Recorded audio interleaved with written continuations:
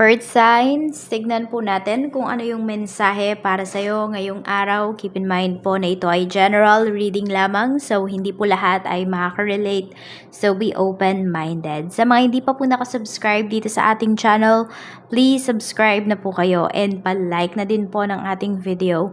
At sa mga nais naman po mag-avail na ating private readings ng ating Evil Eye Amulet, ng ating Cures Bracelet, makikita nyo po yung link sa description box.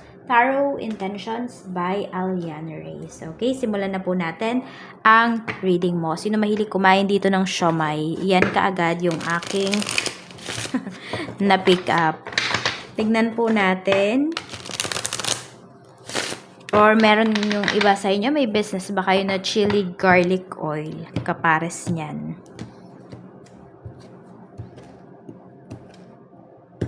Earth signs, Taurus, Virgo, and Capricorn. We have Four of Swords. Ayan, medyo pagod yung iba po sa inyo. You need rest talaga. Kaya kung toxic na talaga yung binibigay sa inyo ng inyong mga social media accounts, then maybe it's time na unahin nyo muna yung inyong sarili. Magtuon muna kayo ng attention sa sarili ninyo. Yung iba dito, pwedeng need ninyong mag-deactivate talaga sa inyong mga accounts. We have 9 of Cups. May tampo akong nakikita dito. Meron ba kayong ini-expect earth signs na magi-invite sa inyo?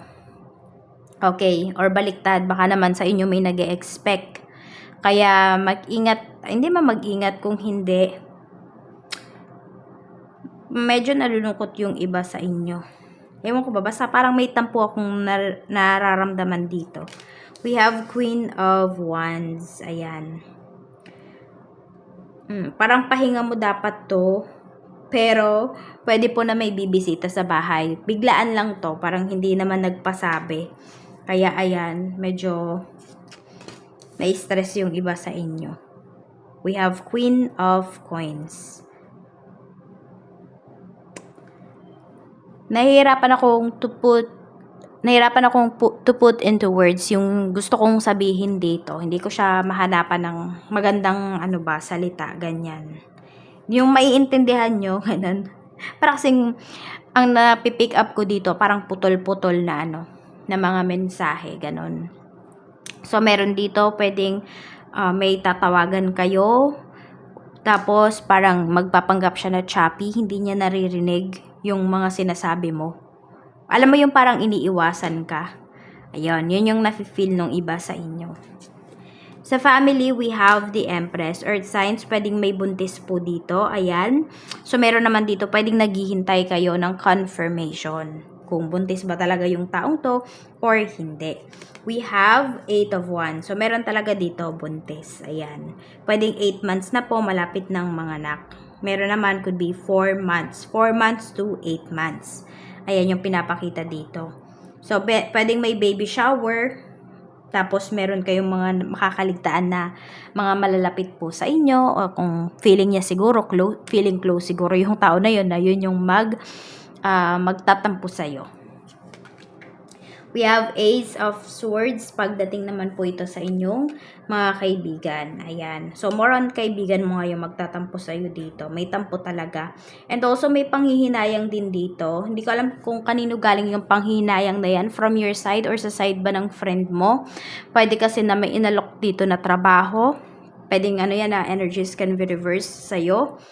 Tapos, hindi mo tinanggap or yung kaibigan mo, sa kanya ka may ino-offer, tapos nung ibigay mo na sa iba, na-offer mo na sa iba, tsaka siya umuoo.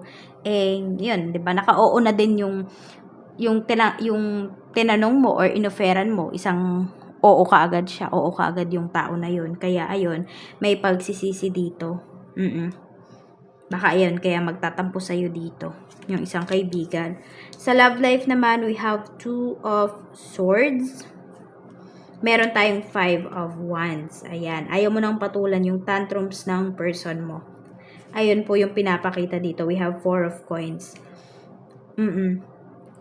Nasa crossroads na din yung iba sa inyo. Parang puro pag-aaway na lang kasi kayo. Yung mga away na naayos nyo na, parang laging binabalik yan ng person mo. Yes. Meron siyang hindi matanggap dito. Pwedeng hindi niya matanggap na mas witty ka kesa sa kanya. May pagka-insecure yung person mo pagdating sa'yo. Oh, yan oh. Pero mahal ka naman niya. Siguro nakakaramdam lang talaga siya ng ganun. Pag feeling niya, wala siyang nagagawa or wala siyang nako-contribute pagdating dito sa inyong relasyon. Check po natin sa kaperahan naman. We have the Hierophant. Ayan. So, nakikita ko naman dito sa person mo or sa'yo din talaga, Earth signs. Ayan. Marunong mag-ipon, marunong dumiskarte, Earth signs.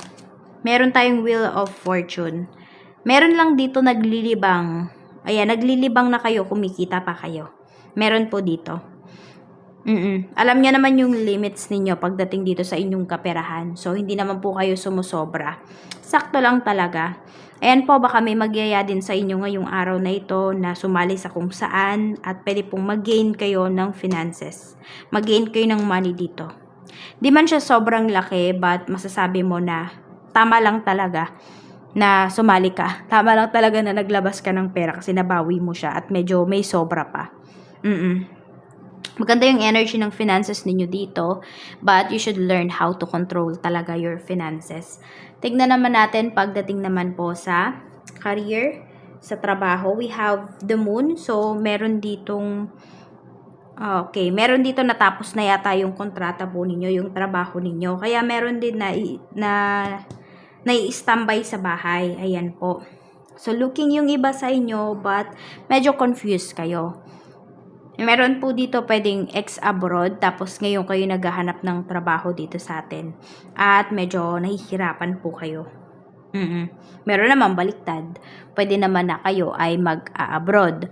Ayan. At medyo hindi ninyo alam kung saan ba kayo kukuha ng pang-placement fee ninyo. Kaya you are trying different, different pagkakakitaan dito. Ayan po.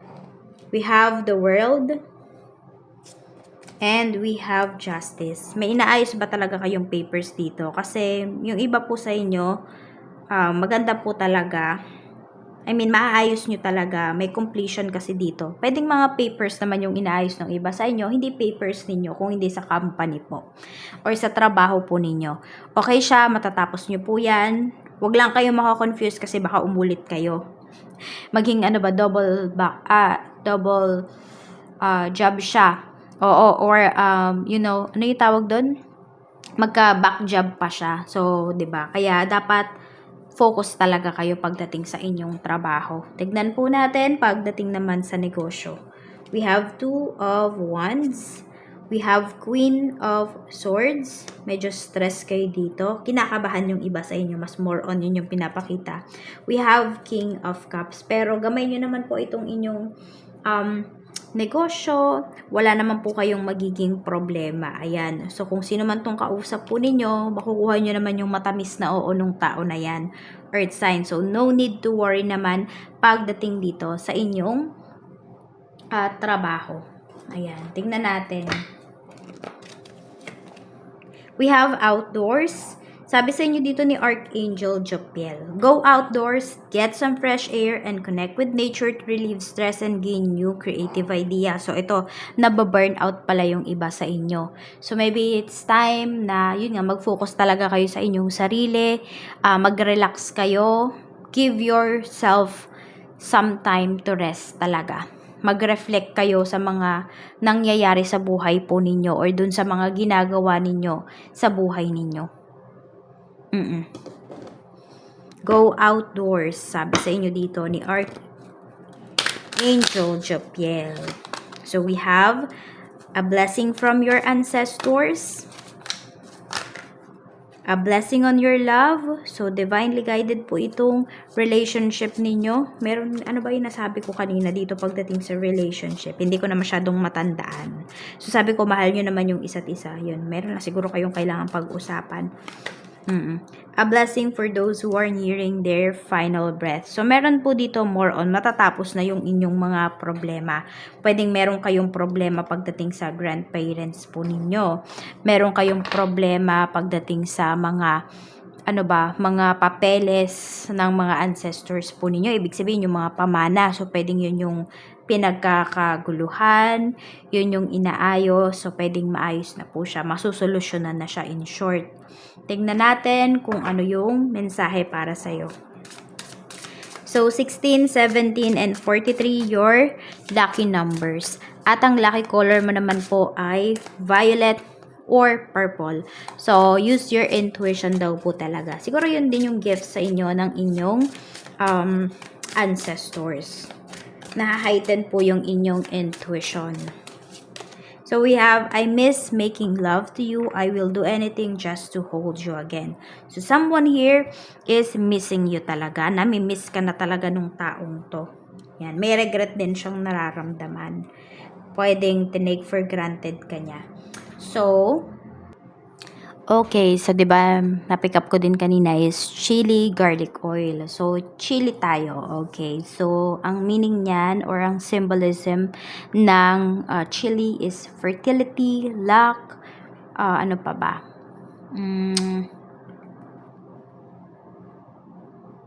Ayan, good luck charm talaga siya. 'Di ba nga meron yung iba mga sinasabit-sabit na mga charm. Ayan po.